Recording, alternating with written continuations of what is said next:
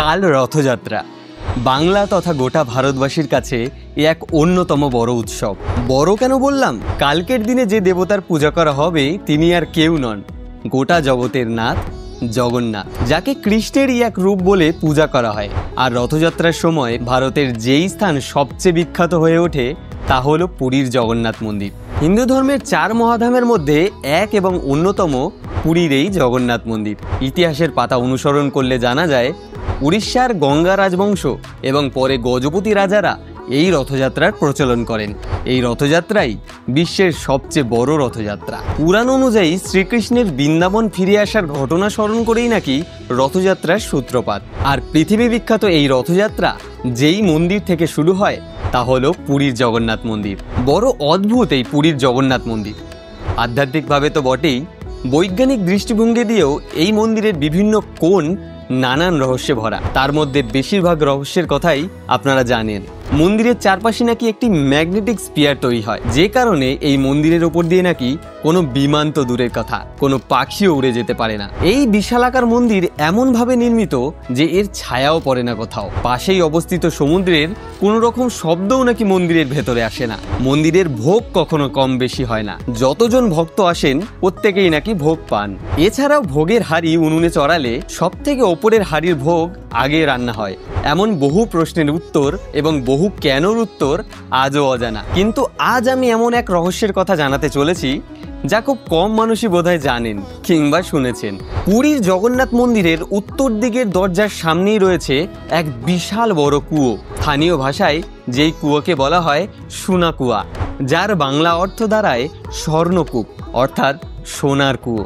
এই কুয়োটি যে আদৌ কে নির্মাণ করেছিল তা নিয়ে বেশ মতান্তর রয়েছে।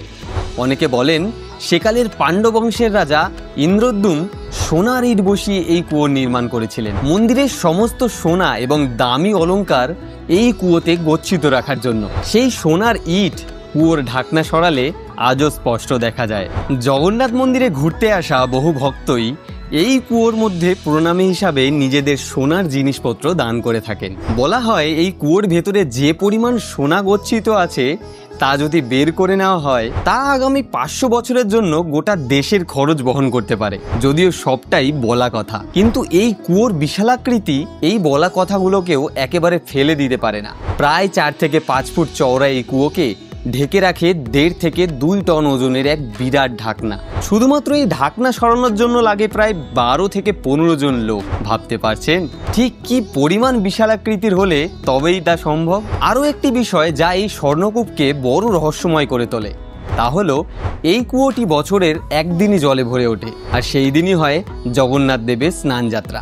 এই দিন ছাড়া বছরের অন্যান্য দিন এই কুয়োয় 1 ফোঁটাও জল থাকে না। বছরে একবারই যখন এই কুয়োর ঢাকনা সরানো হয় আষাঢ় মাসের পূর্ণিমা, যাকে আমরা দেবস্নান পূর্ণিমাও বলে থাকি, তখন দেখা যায় এই কুয়ো কানায় কানায় জলে ভর্তি। আজও জানা যায়নি এই কুয়োর জল ঠিক আসে কোথা থেকে অথবা যাই বা কোথায়, কারণ কুয়োর মধ্যে কোনো রকম জল আসার বা বেরোনোর কোনো রাস্তা নেই।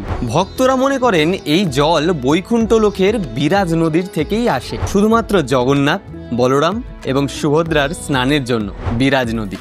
হিন্দু পুরাণ অনুযায়ী এই নদী স্বর্গ এবং মর্ত্যকে আলাদা করে। স্নান যাত্রার 108 কলসি জল বের করে নেওয়ার পরে এই কুয়োর জল নিজে থেকেই শুকিয়ে যায় এবং আবার তার উপর ঢাকনা দিয়ে ঢেকে দেওয়া হয়। সারা বছর এই কুয়োর রক্ষণাবেক্ষণের দায়িত্ব থাকে আলাদা একজন ব্যক্তি, যাকে সুনা গোসাই বলা হয়। তবে লোকমতে বলে এর রক্ষা মা শীতলা দেবী করেন। পুরীর মন্দিরে এমন আরও বহু আশ্চর্যজনক রহস্য লুকিয়ে আছে যা হয়তো আমরা জানিই না।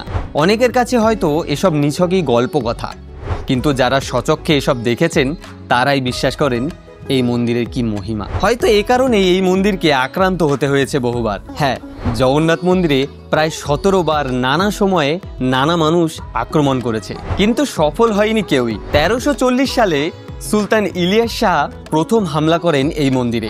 এরপর একে একে ফিরোজ শাহ তুগলক, আলাউদ্দিন হুসেন শাহ, ইসমাইল গাজী, ইসলাম খান, হাসিম খানের মতো শাসকের থেকে নেমে আসে আক্রমণ। ফলস্বরূপ নিজের মন্দির থেকে প্রায় 104 বছর দূরে ছিলেন প্রভু জগন্নাথ। অনেকের মতেই এই আক্রমণের পিছনে নাকি উদ্দেশ্য ছিল এই মন্দির ধ্বংস করে দেওয়া, আর কারো কারো উদ্দেশ্য ছিল এই স্বর্ণকূপে থাকা মন্দিরের বিপুল ধনসম্পত্তি লুট করা। আপনারা পুরীর জগন্নাথ মন্দিরে ঘুরতে গিয়ে কখনো নিজে চোখে দেখেছেন এই কুয়ো? যদি দেখে থাকেন তবে কমেন্ট বক্সে অবশ্যই জানাবেন। আর ভিডিওটা কেমন লাগলো সেটাও জানাতে ভুলবেন না কিন্তু। আমাদের চ্যানেলের এটি প্রথম ভিডিও। এমন আরও অজানা অচেনা বিষয়ের ওপর নানান ভিডিও পেতে আমাকে ফলো করে রাখুন, সাবস্ক্রাইব করুন আমাদের এই চ্যানেলকে। দেখা হচ্ছে পরের ভিডিওতে। সবাই ভালো থাকবেন, সুস্থ থাকবেন। সকলকে শুভ রথযাত্রা। জয় জগন্নাথ।